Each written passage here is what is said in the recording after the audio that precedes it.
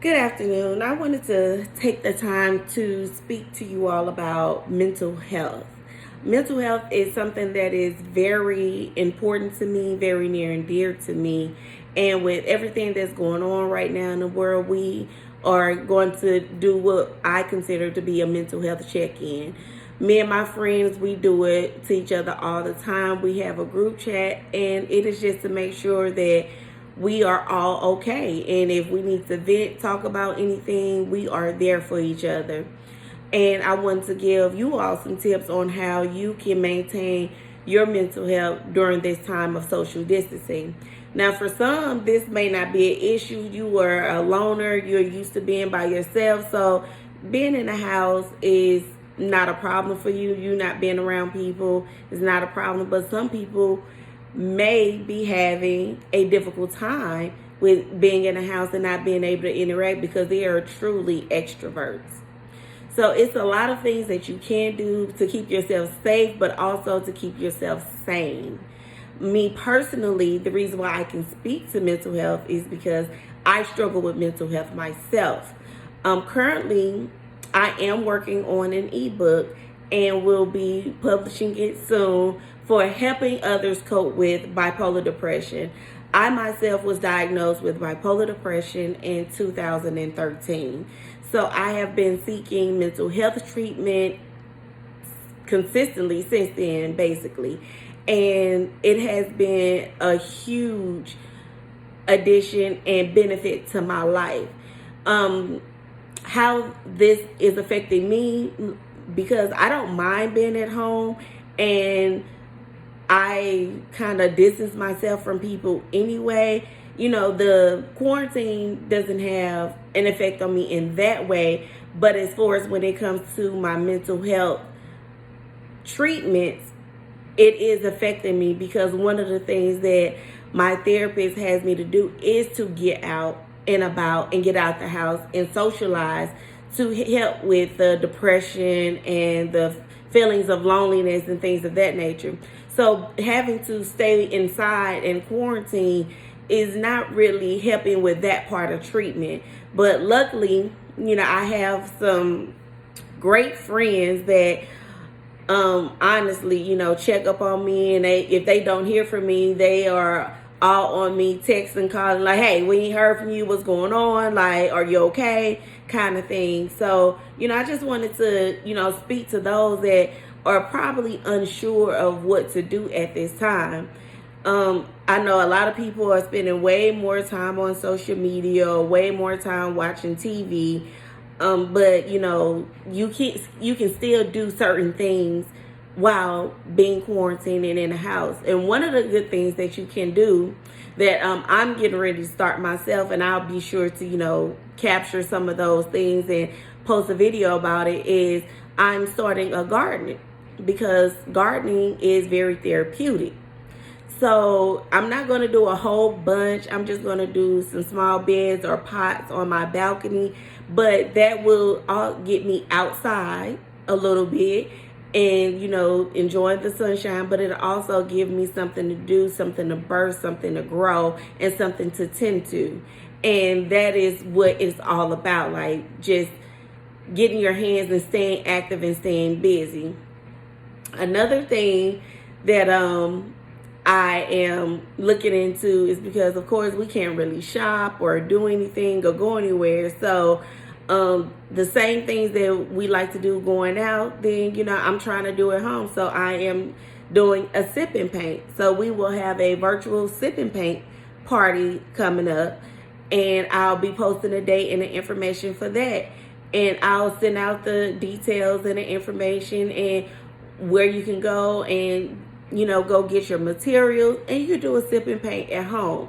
For those that like to do those types of things, like I do it just like I would go out. I'm making a whole spread, have my bottles of wine, and then I'm just going to paint a picture. What I'm going to paint, I don't know, but it's just an activity of something to get me to do. Also, if you just want to get out and enjoy some of this beautiful sunshine, because the weather is nice. It is extremely nice lately. And the sun is a natural drug that, you need that vitamin D in your life, and it helps with your mood and everything.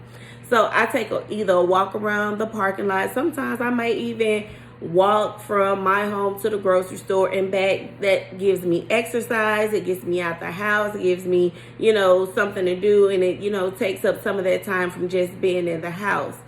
I also found little places to go and take a hike as well. If you're an outdoors person, then you can still get out, especially if you're in the Atlanta metro area or Georgia. You can still go out and go to the different waterfalls, go hiking. A lot of people now are taking advantage of Stone Mountain and Kennesaw Mountain, but these are some things that you can do to get out the house, get you some exercise, but also, take your mind off of everything that is going on. And nature is very therapeutic as well. I love, exploring and going on new adventures. So those are some of the great things that I can still do. Just Saturday, I took a stroll around Piedmont Park, and there were people in the park. Some were on their rollerblades, their bicycles, and some just had their blankets sitting out enjoying the sun because the weather was perfect. It was amazing. And they were still practicing their social distancing. They were way more than 6 feet apart from everyone. And, everyone just had their own little space, their own little corner, and just enjoyed being outside. So there are some places or things that you can do that won't put you at risk, but also give you an out and, help with your mental health, because we have to take care of ourselves mentally. It is so important at a time like this that not only are we staying prayed up, but we keep in contact with those that we love and we care about, and, check in on them so that they'll be mindful to check in on you as well. And talk to people. Don't hold everything in. This is not the time to hold all your emotions in with everything else that's going on. That makes the anxiety build and your mind starts to race. You have racing thoughts and you can't sleep, and it's just not good for us. So I'm saying, find that one person that you feel comfortable talking to. Try not to take in too much negative information on social media or the news, and people, period. Just try to stay in a positive space as much as you can. I know for myself, I did this years ago. I went through and we looked at all the things that I was following on social media, and I unfollowed a lot of people, tabloids, negative people that post fights, anything of that nature. I unfollowed all of that. So now everything that comes up in my timeline is funny, to make me laugh, smile, joke. It's positive, encouraging quotes from, strong black women, strong black men, couples and love, and, business tips, and, people starting their businesses and exceeding in business, and just all these things that will feed me and feed my soul and feed me mentally to make me a better person. And not saying that anything is wrong. Some people may be okay with, the gossip and the fighting and the drama and this, that, and the other. But for me, I choose not to take in too much of that, because then it starts to consume you. And I am a firm believer that, you will eventually start to take on some of those bad habits and traits if you continue to indulge in it too much. So, I just keep that type of stuff to a minimum. I struggle with social media, period, because I really don't like being on social media, but because I am a business owner, I'm on social media to, see what opportunities are out there, learn new things, post about my business so people are, in the know about me and what it is that I do.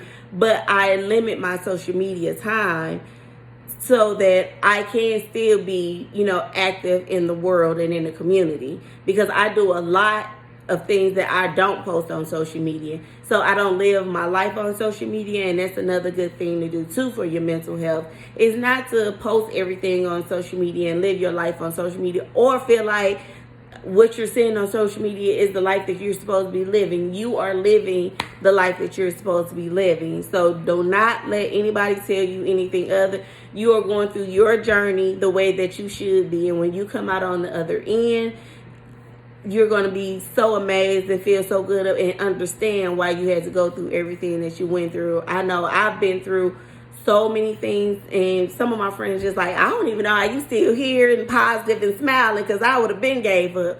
But I know God has a plan for me. I don't know what it is, because some days I want to give up. I'm just like, I don't know what this is about, God. Like, what is it that I'm supposed to be doing? But I keep going, and I keep the faith, and I try to stay as positive as I can be. Am I positive all day, every day? I am not going to tell the lie and say I am. No, I am not. But I try to have positive moments every day. It might not be all day, but every day. Think of something that you should be grateful for, happy about, and positive about. It might not be for all day, but do not let one bad thing ruin your entire day. Find something great or something good that you can think about that makes you thankful for still being here on this earth and being able to do what you love to do.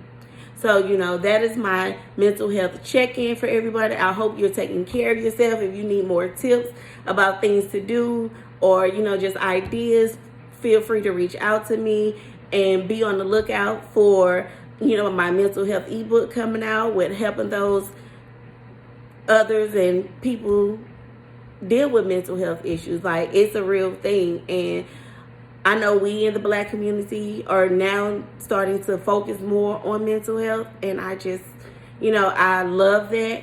But don't let anybody shame you and feeling like it's a bad thing if you want to seek therapy or go speak to someone about the things that you're going through or have been through, because we hold on to a lot of things that we internalize a lot.